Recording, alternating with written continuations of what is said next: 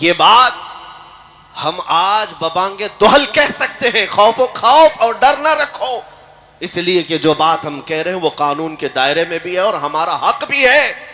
ہم ہر طرح کے ظلم اور اذیتیں برداشت تو کر سکتے ہیں، میرے مصطفیٰ کریم صلی اللہ علیہ وسلم کی اہانت اور توہین برداشت نہیں کر پاتے، اور یہی طاقت تمہاری ہمیشہ کی تمہیں زندہ رکھتی ہے۔ آج سے 100 سال پہلے جو تم پر ایکسپیریمنٹ کیا گیا تھا، تجربہ کیا گیا تھا، آج وہ ظالموں نے اس کو چیک کرنا شروع کیا ہے۔ لوگ ہم سے سوال کر رہے ہیں یہ حالات کیوں اس طرح کے خراب ہوتے ہیں، کبھی ادھر سے کوئی کتا بھونکتا ہے، کبھی ادھر سے کوئی حضور کو گالی دیتا ہے، اسلام کے خلاف، قرآن کے خلاف، یہ سب باتیں کیوں ہو رہی ہیں آج؟ میں اس کی وجہ بتاتا ہوں۔ انہوں نے اب ٹرائل شروع کیا، کیا چیز دیکھنے کے لیے کہ ڈاکٹر جب کسی کو سن کرنے کا انجیکشن دیتا ہے یا گولی دے رہا ہو تو ڈاکٹر کو کیسے پتا چلے گا کہ یہ ہوش میں ہے یا بے ہوش ہے؟ سوئی لگا کے دیکھے گا، چونٹی کاٹ کے دیکھے گا، کینچی لگا کر دیکھے گا کہ میرا دیا ہوا انجیکشن کام کر رہا ہے کہ نہیں کر رہا ہے، میری دی ہوئی گولی کام کر رہی ہے کہ نہیں کر رہی ہے۔ ڈاکٹر کو دیکھنے کے لیے کچھ تو کرنا پڑے گا۔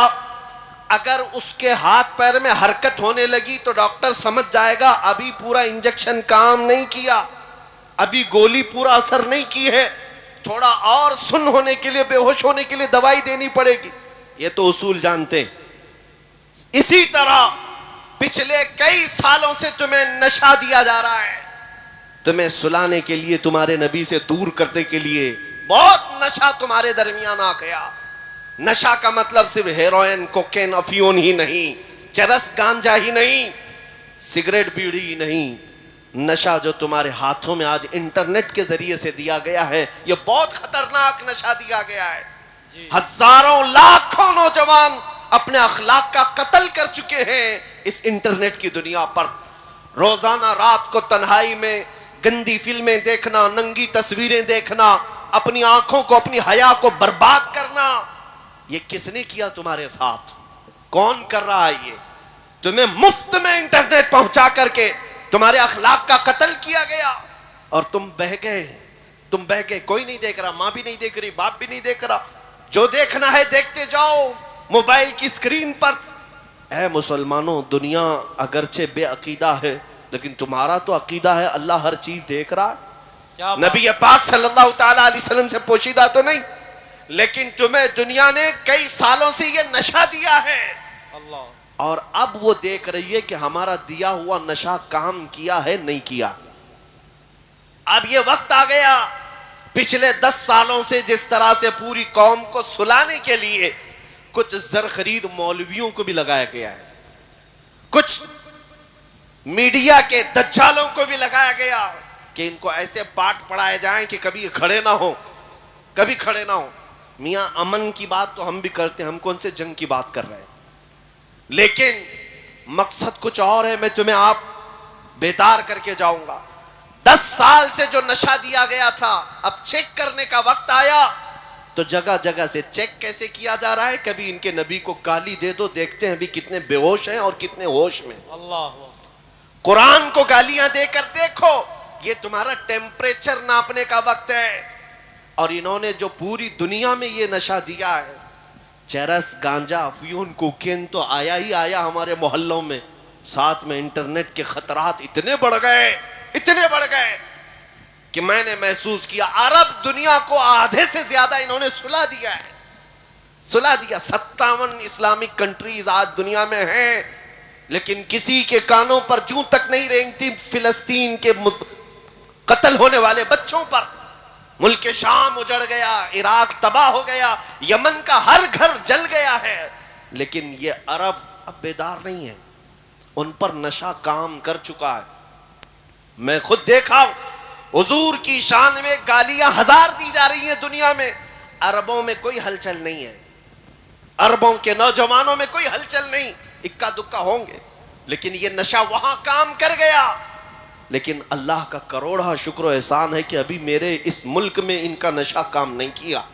سبحان اللہ، سبحان اللہ۔ جو یہ پچھلے 10 سال سے ہماری اس قوم کو نشہ دے رہے تھے، لیکن اللہ کا کروڑا شکر یہ ہے میں نے ہندوستان کے چپے چپے میں بھی دیکھا، تقریباً 6 مہینے میں 22 اسٹیٹ کو جا کر میں نے کئی شہروں کا دورہ کر کے دیکھا، یہ جو بھیڑ ہے شہر میں ہے وہ میرے لیے نہیں ہے، وہ میرے مصطفیٰ کے عشق کے لیے ہے۔ اور پھر ہم نے ہر گلی سے ایک نعرہ سنا، جہاں سے دیکھو 8 سال کا بچہ کیوں نہ ہو، 80 سال کا بوڑھا کیوں نہ ہو، ہاتھ اٹھاتا ہے اور کہتا ہے لبیک یا رسول اللہ، لبیک یا رسول اللہ، ہاتھ اٹھا کے بولے لبیک یا رسول اللہ، لبیک یا رسول اللہ۔ یہ تمہارا نعرہ لگانا اس بات کی علامت ہے کہ ظالم کتوں کا دیا ہوا نشہ ابھی پورا تم پر اثر نہیں کیا ہے۔ اسی لیے میں اکثر یہ کہا کرتا ہوں، ہو سکتا ہے کچھ راستہ بھٹکے تو ہیں نوجوان، گنہگار تو ہو گئے، لیکن میرے آقا کا غدار کوئی نہیں ہے۔ آئے ہائے ہائے کیا بات ہے، سبحان اللہ سبحان اللہ۔ حضور پاک صلی اللہ تعالیٰ علیہ وسلم سے بے وفائی کرنا ابھی ہماری قوم میں آیا نہیں، اور جب تک یہ تمہاری خصوصیت باقی رہے گی یہ بھونک بھونک کر مر جائیں گے، لیکن تمہارے دین کا بال بیکا بھی نہیں کریں گے۔ ہاں اگر دنیا یہ سمجھتے، آپ کو ٹینشن لینے کی ضرورت نہیں، تھوڑی بہت تو فکر ہم سب کو بھی ہوتی ہے، آپ کو بھی ہوتی ہے۔ ارے دیکھو فلاں جگہ ایک مسلمان بچے کو پکڑ لیا اور کھمبے سے باندھ کر کے لاٹھیوں سے مار مار کر کے اسے قتل کر دیا، موب لنچنگ کیا، تم سب ویڈیو شیئر کر کر کر کے افسوس کرتے ہو۔ میرے عزیزو، ان ظالم کتوں کو یہ پتہ نہیں کہ ایک نوجوان مسلمان کو اگر تم قتل کر کے پورے اسلام کے متعلق اگر خواب دیکھ رہے ہو کہ ختم ہو جائے گا، ایسا نہیں ہو سکتا، ایسا نہیں ہو سکتا۔ اور یہ بات بھی میں آپ کو بتا دوں کہ ہمیشہ کتے جھنڈ میں ہی مقابلہ کرتے، کیا بات ہے، یہ بھی تمہارے لیے فخر کی بات ہے۔ ہمیشہ کربلا کے اس میدان میں کیا ہوا، ایک طرف اہل بیت کا مختصر قافلہ، لیکن یزیدی کتے 22,000 کے لشکر میں آئے تھے، اور نعرے تکبیر، نعرے رسالت، نعرے غوثیت، نبیر اعلیٰ حضرت حضور پیر طریقت، حضور علامہ مفتی حسن رضا خان صاحب قبلہ، حضور علامہ مفتی حسن